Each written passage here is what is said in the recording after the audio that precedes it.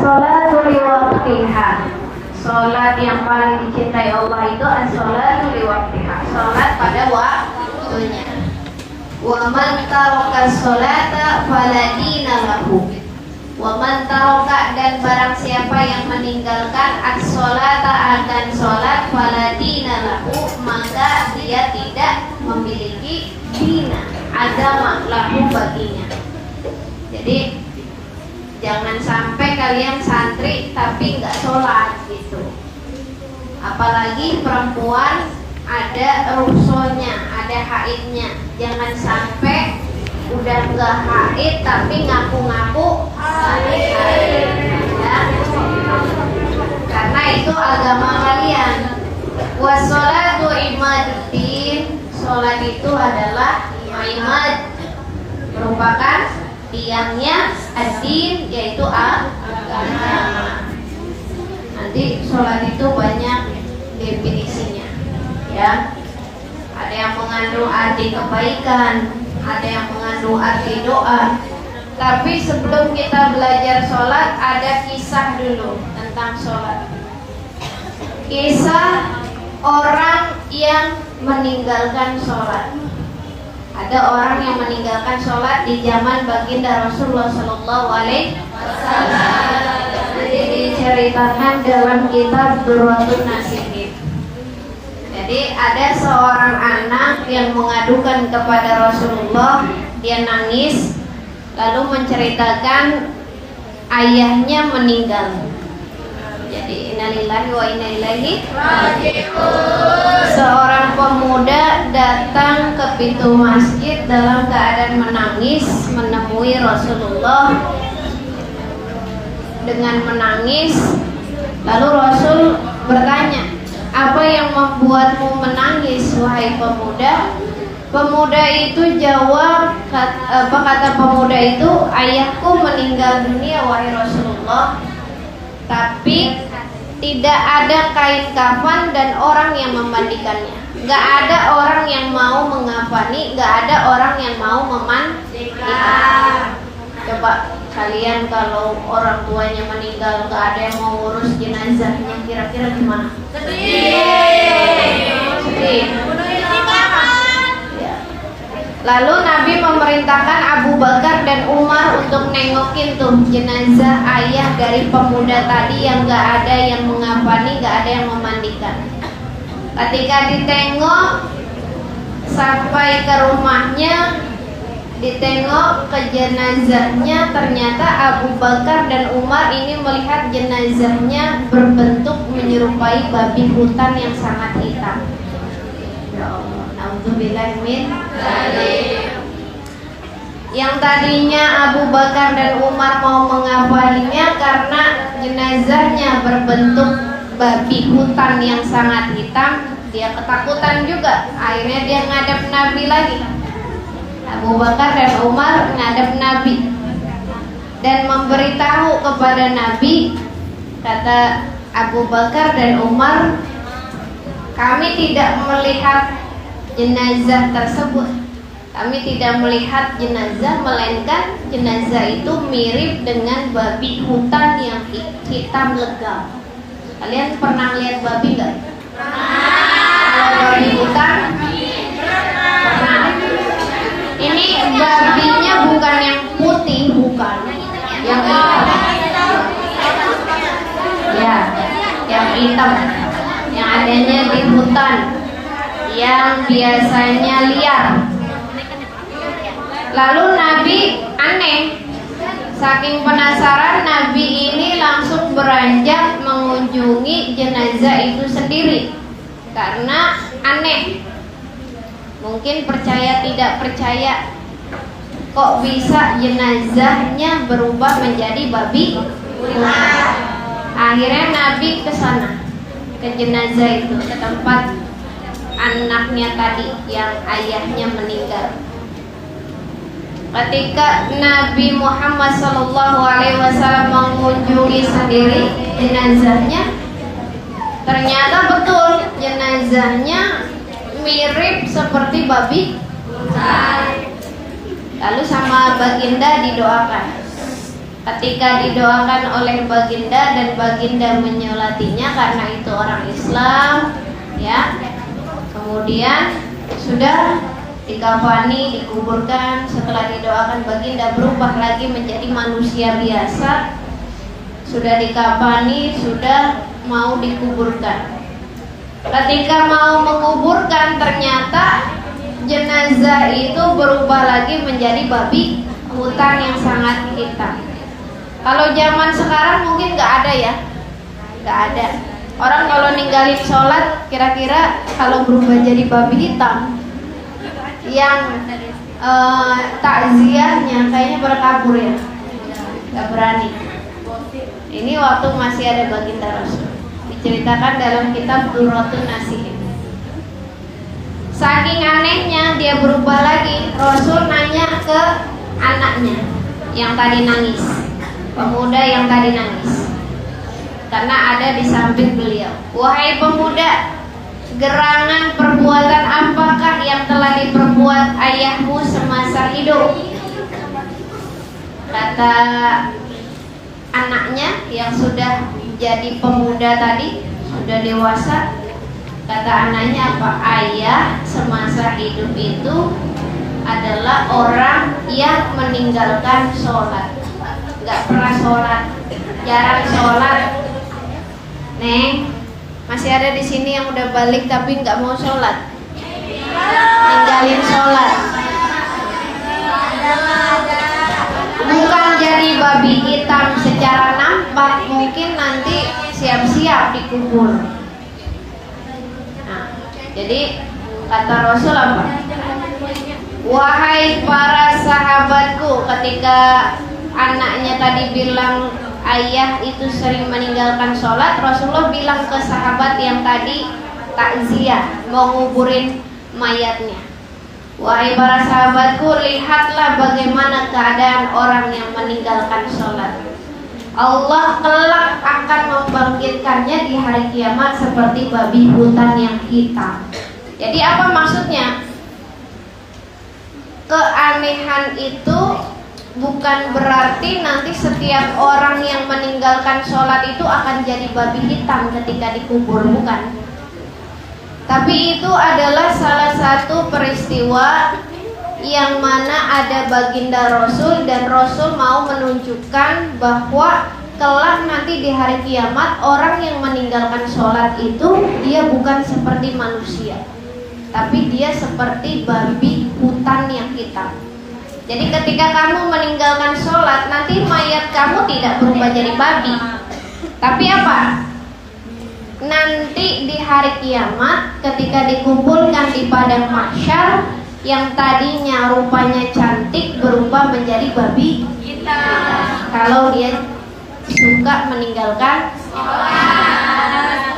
Jadi nggak semua orang yang nggak sholat itu jadi babi hitam, bukan. Tapi ini satu kisah untuk membuktikan mukjizatnya baginda Rasul, bahwa pengen menunjukkan orang yang meninggalkan sholat itu nanti kelak di akhirat akan seperti itu. Yang ditunjukkan memang hanya satu, tapi itu untuk perumpamaan nanti kita sebagai seorang muslim yang tidak sholat siap-siap ya, jangan sampai santri Khairul Ummah ada berubah menjadi babi sababia meninggalkan sholat. Ternyata ada kisah lagi mengenai sholat bisa menghancurkan orang lain. Sholat itu bisa membawa malapetaka bagi orang yang meninggalkan sholat beserta keluarganya. Jadi kalau orang dia istiqomah sholat, maka insya Allah akan menjadi keberkahan untuk keluarganya. Begitupun orang yang meninggalkan sholat, sebaliknya dia akan menghancurkan orang-orang yang di dekatnya. Ini nggak usah Kak Intan ceritakan. Ini ceritanya waktu zaman Nabi Isa, nanti kepanjangan. Ya, pada intinya itu. Pada intinya orang yang meninggalkan sholat berarti bukan hanya rugi untuk dirinya, tapi dia juga akan merugikan orang yang ada di dekatnya. Kamu kalau punya sahabat, tolong jangan punya sahabat yang bisa atau yang berani ninggalin sholat. Sholat aja dia berani ninggalin, apalagi ninggalin kamu, iya nggak? Kamu kalau punya suami, jangan cari suami yang suka ninggalin sholat. Sholat aja bisa ditinggalin, apalagi kamu. Allah aja bisa ditinggalin, apalagi kamu, ya.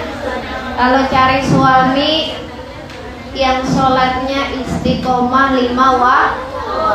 Karena kalau cari suami atau cari sahabat yang masih bolong-bolong sholatnya, yakin pasti kamu juga nanti akan ditinggalkan. Banyak sekali nih ceritanya. Jadi banyak juga keajaiban-keajaiban orang yang melaksanakan sholat. Bahkan kalau kamu bisa sholat, ya, sholatnya istiqomah, maka insya Allah terhindar daripada sifat munafik.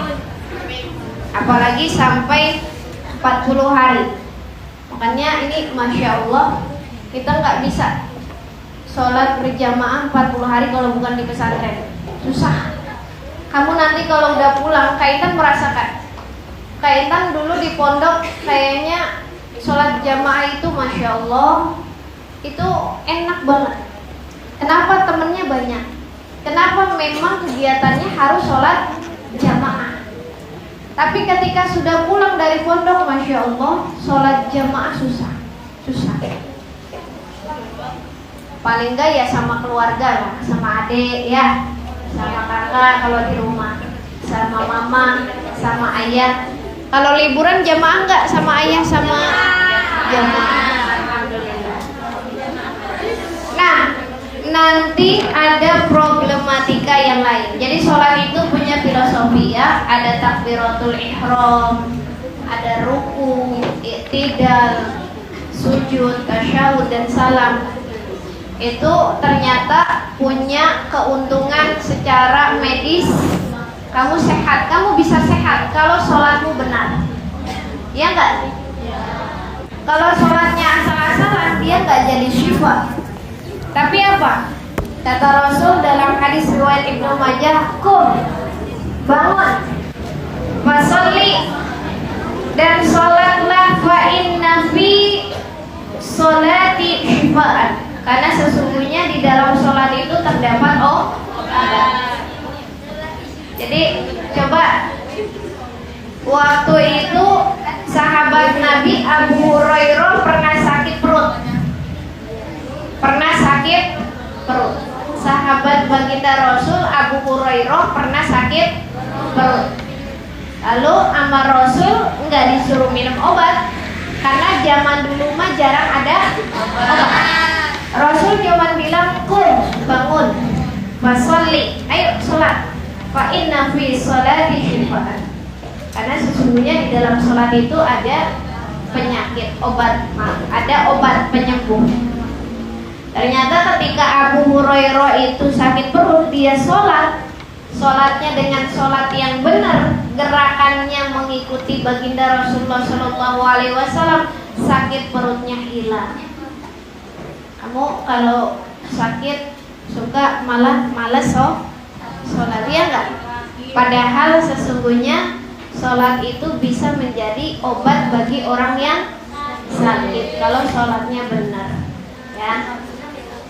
Kalau nggak benar, ya nggak jadi obat. Nanti banyak kisah sholat itu pertama kali kapan sih? Kalian kan taunya ketika Isra Mi'raj. Tapi ternyata sholat itu sudah ada sebelum Isra Mi'raj.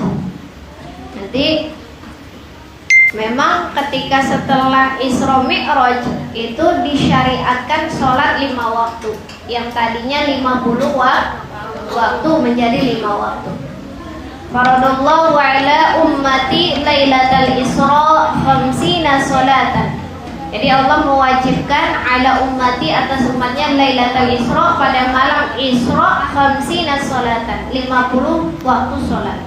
Falam azal uraji'uhu wa as'aluhu takhfifa hatta ja'alaha khamsan fi kulli yaumin wa lailatin.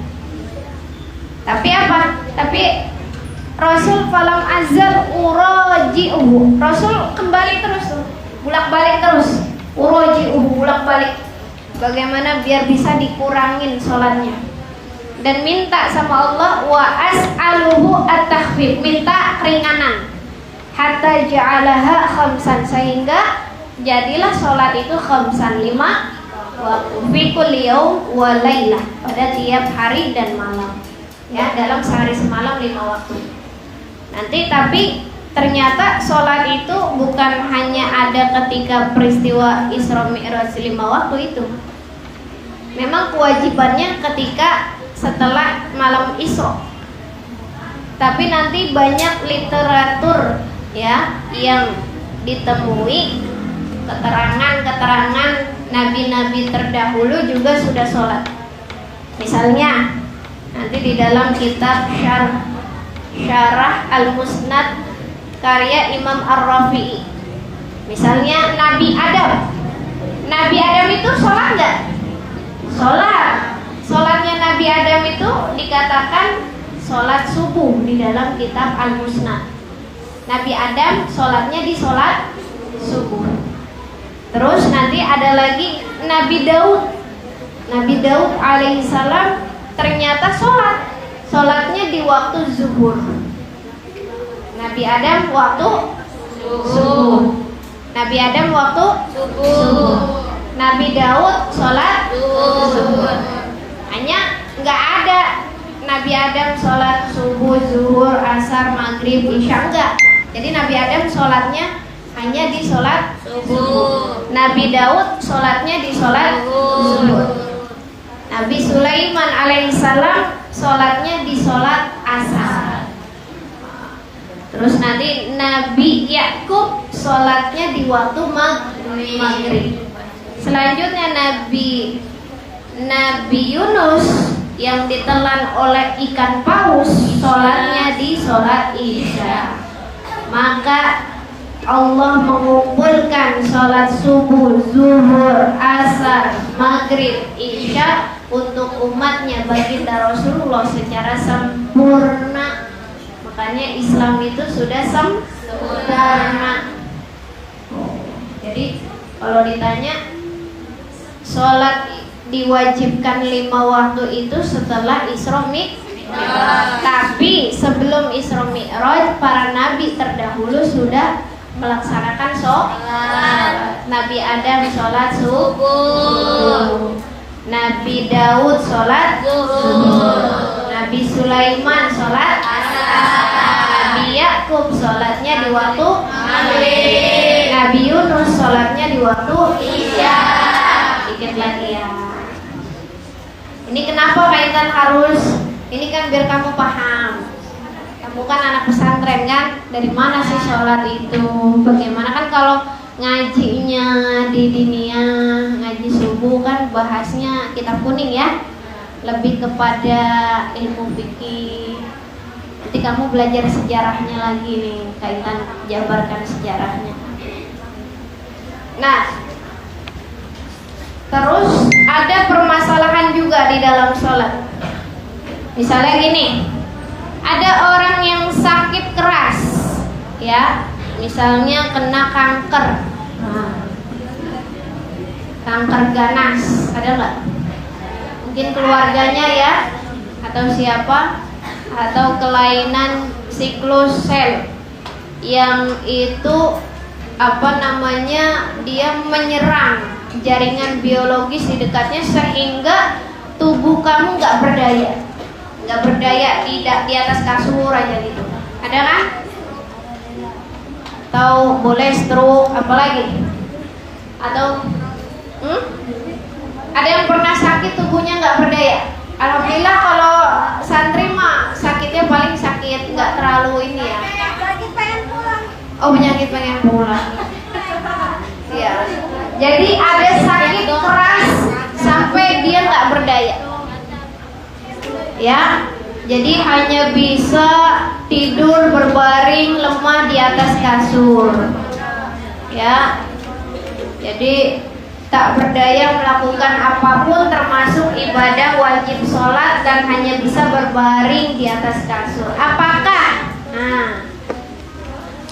Apakah orang yang sudah sakit keras ini masih wajib melakukan sholat? Wajib gak? Wajib gak? Wajib. Dia sadar, cuma tubuhnya udah gak berdaya. Wajib. Ya. Jadi selama dia masih sadar, dia tetap wajib sholat. Walaupun sholatnya fattaqullaha mastata'tum, bertakwalah kepada Allah sesuai kemampuan kalian. Sholatnya bisa dengan duduk, ya duduk. Kalau nggak bisa duduk berarti ya, miring. Atau nggak bisa miring, telentang. Nggak bisa telentang dengan isyarat mata. Nggak bisa isyarat mata dengan hati. Jadi banyak pilihan. Ada orang yang tunawicara, nggak bisa ngomong. Sedangkan di dalam sholat itu ada rukun fi'li, ya, ada rukun qauli yang diucapkan seperti Al-Fatihah. Tapi dia tunawicara, nggak bisa ngomong. Kira-kira masih wajib sholat nggak? Masih. Sesuai kemampuannya. Berarti rukun qauli bagi dia wajib nggak? Kalau dia nggak bisa ngomong, nggak wajib. Berarti cukup di dalam hati. Tapi rukun fi'linya wajib nggak? Wajib. Wajib, gerakannya wajib. Jadi nanti kamu ini kan calon para ustazah, calon para ulama, calon para intelektual, ya. Walaupun nanti nggak jadi ustazah, tapi intelektual kan dari santri, cendekiawan. Atau jadi dokter yang bisa lah, minimal agamanya ada karena alumni santri. Ya, dokter hewan, tapi kalau dokternya alumni santri, masya Allah harus bisa menjelaskan. Nanti punya jamaah atau punya pasien nggak bisa ngomong, nanya, misalnya melalui tulisan, boleh nggak kita nggak sholat? Nah, bagaimana sholat kita? Kamu ajarin. Jadi kalau dia nggak bisa ngomong, berarti rukun fi'li dan rukun qalbinya. Rukun qaulinya, karena dia tidak mampu, berarti dirukso, ya, diringankan, tidak apa-apa. Jadi selama dia masih sadar, berarti masih ada kewajiban sholat. Nah, kecuali beda dengan yang dibius. Sadar kan? Kalau yang dibius gimana? Waktunya sholat nggak sadar, berarti dia nggak wajib sholat. Nah, atau misalnya gini, kamu lagi sholat, tiba-tiba kamu tahu ada najis pada mukena atau tubuh kamu setelah sholatnya, pas udah sholat. Jadi misalnya udah assalamualaikum warahmatullahi, tiba-tiba lah, kok mukena kayaknya dari tadi kena najis nih. Oh, baru salam udah tahu ada najis, berarti najisnya dari tadi. Gimana kira-kira? Nah, nanti terdapat khilaf. Ini kamu harus tahu nih, kadang-kadang santri gini, kamu lagi sholat, misalnya dikencingin sama kucing, ya enggak? Iya. Gimana? Biasanya kamu batalin apa lanjutin? Hah? Kalau tahu pas lagi sholat, kalau dia mengenai tubuh kamu yang terbawa dalam sholat, ya batal. Tapi kalau hanya sejadah yang sebelah sana, kamu tinggal pindah, nggak membatalkan sholat karena tidak terbawa. Sejadah itu kan di bawah, kamu masih bisa ke depan, ke belakang, atau ke samping, ya. Nah, bagaimana ini adanya di tubuhnya? Ada di tubuh, misalnya tadi di tangan, nanti menurut kaul jadi tidak sah. sholat itu wajib diqodho. Kalau dia tahu udah selesai sholat nih, waktunya udah habis, ya Allah tadi sholatnya ada bersama najis, maka harus diqodho. Tapi kalau menurut qaul qadim, menurut Imam Nawawi tetap sah, tidak harus diqodho karena sudah selesai sholatnya, waktunya juga sudah habis. Ya, jadi nggak usah banyak-banyak karena ini banyak sekali. Nanti kita lanjutkan insya Allah. Allahu a'lam Maulaya sholli wa sallim daiman abada ala habibika khairil khalqi kullihim minhumul habibul ladzi turja syafa'atuhu likulli amrin minal amril muqtarimin ya Mustafa barik maqasidan bilana Sallallahu